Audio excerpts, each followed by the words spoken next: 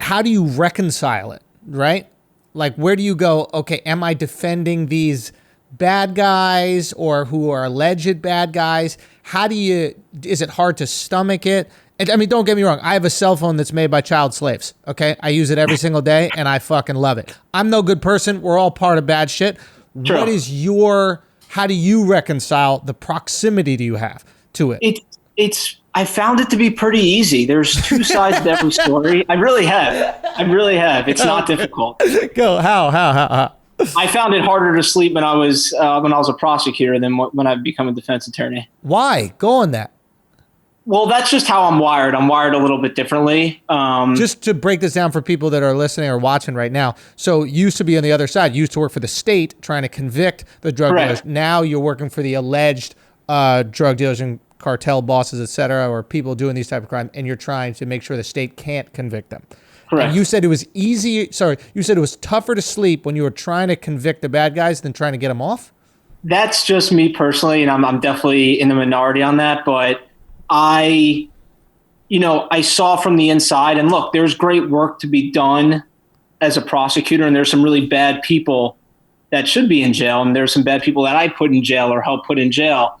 But that didn't outweigh, I think, the overreach by the police and by prosecutors sometimes in going after people that didn't do much wrong. All I can tell you is that I've been to Rikers Island. I've been to prisons around New York State and other states. Right. And one day in prison is enough to make someone straight. I can promise you that. Like straight as in not homosexual, or straight as in like you're not going to? No, well, for that it's the opposite. Yeah. That's going to open you up.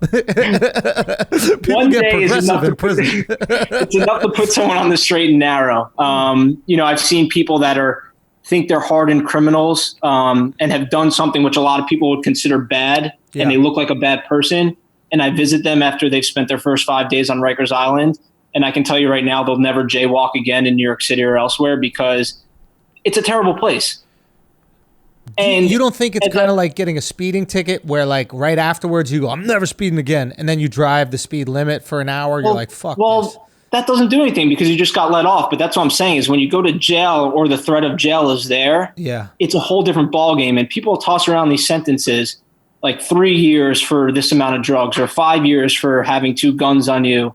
Whatever it may be. And until you go to those facilities, you don't see how bad they are. I mean, look at us. We're all quarantined. We're in these apartments with TVs and Netflix. Complaining. And we're complaining. Yeah. We're complaining out of our ass, and it's crazy. And these people are in prison. They're doing way different things out of their ass. None of the amenities that we have. Other things are happening there. And it's crazy. So this is a good example of it. We're all under home confinement right now and everyone's complaining. Yeah. So you said, for you, the way you reconcile it was you felt that jail is so awful that putting anyone there made you carry a weight that was incredibly uncomfortable. Whereas when you're getting the guys that have been accused of drug dealing, even if you truly believe deep down that they are, you think that sending them to jail is just such an awful experience, you'd rather get them off. At its base level, yes. I think jail does nothing to make anyone better. America has 5% of the world's population and 25% of the world's prison population. Yeah, exactly. Let's go. Flex the muscles in America. Go. So that's one of the issues. But look, even if jail is not in the question, I have a lot of people that allegedly committed crimes that aren't facing a jail sentence. Right.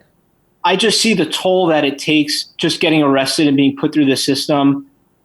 Their significant other leave them, their jobs fire them, their kids hate them, they get divorced, whatever it may be, and they have no other lifeline. And I've seen people at their lowest, probably had, it's more like being a therapist than a defense attorney sometimes, calling me in the middle of the night and their world's falling apart. Right. Because of what happened to a lot of people that, I represent have never been in trouble before and they're never going to be in trouble again. And they got caught up in something. And I just seen that I like to figure out why people have done certain things. And usually there's a deeper cause down there and I can justify it.